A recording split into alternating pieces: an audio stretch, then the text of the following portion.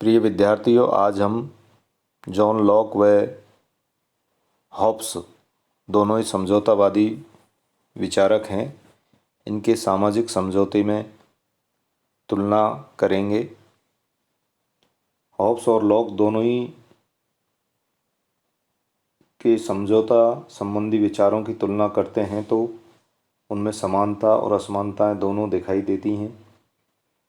कुछ समानता हैं, जैसे नंबर 1, दोनों का सामाजिक समझौते हैं।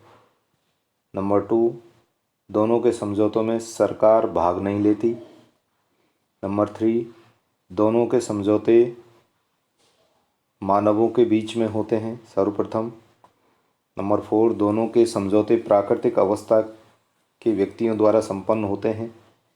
नंबर 5, दोनों समझौते द्वारा राजा के देवी अधिकार धारणा का खंडन करते हैं। नंबर 6, दोनों के समझौते द्वारा प्राकृतिक अवस्था की समाप्ति होती है। इस प्रकार समानताओं के बावजूद हॉब्स और लॉक के समझौते संबंधी विचारों में काफ़ी अंतर देखने को मिलता है। डनिंग के अनुसार हॉब्स ने समझौते के आधार पर सरकार को सत्ता का निरंकुश तंत्र बताया है, जबकि लॉक ने इसी सिद्धांत द्वारा उन सब पर अनेक मर्यादाएं और प्रतिबंध लगाए हैं। दोनों में कुछ अंतर हैं जिनको हम लोग इस प्रकार से अध्ययन कर सकते हैं। नंबर 1, हॉब्स का सामाजिक समझौता प्राकृतिक अवस्था में स्वार्थी, एकाकी, पाशविक जीवन बिताने वाले मनुष्यों द्वारा संपन्न होता है, तो दूसरी तरफ लॉक का समझौता ऐसे मनुष्यों द्वारा संपन्न होता है जो कुछ असुविधाओं के बावजूद एक सामाजिक जीवन बिताते हैं। दूसरा, हॉब्स के अनुसार प्राकृतिक अवस्था में हमेशा संघर्ष से उत्पन्न अराजकता को दूर करने के लिए सामाजिक समझौते की आवश्यकता महसूस होती है। लॉक के अनुसार प्राकृतिक अवस्था में प्रमुख रूप से 3 असुविधाएं थी। प्राकृतिक नियम स्पष्ट नहीं थे, प्राकृतिक नियमों की व्याख्या करने वाली, इन नियमों को लागू करने वाली सत्ता का अभाव था। अतः इन असुविधाओं को दूर करने के लिए एक सामाजिक समझौते का सिद्धांत लाने का निश्चित किया। नंबर 3, हॉब्स के अनुसार राज्य का निर्माण करने के लिए एक समझौता किया गया।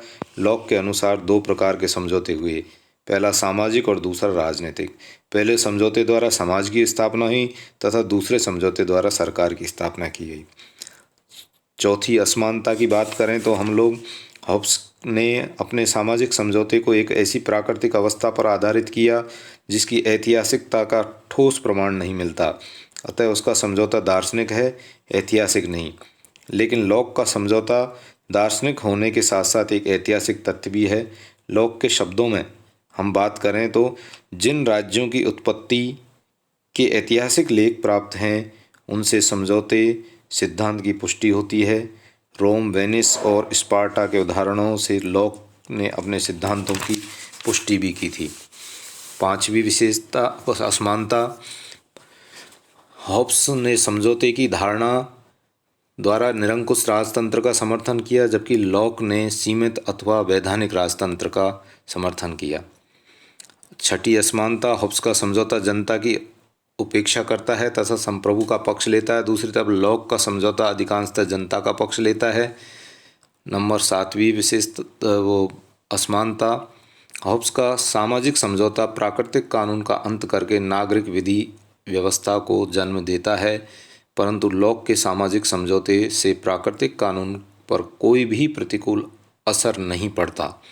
नागरिक समाज में भी प्राकृतिक कानून ज्यों का त्यों बना रहता है, वह शासन एवं जनता दोनों को नियंत्रित करता है। इस प्रकार से हम लोग जॉन लॉक व हॉब्स के सामाजिक समझौते में तुलना कर सकते हैं, जिनमें कई प्रकार की समानता होते हुए भी बहुत गहरी खाई के रूप में असमानताएं देखने को मिलती हैं। जय हिंद, जय भारत।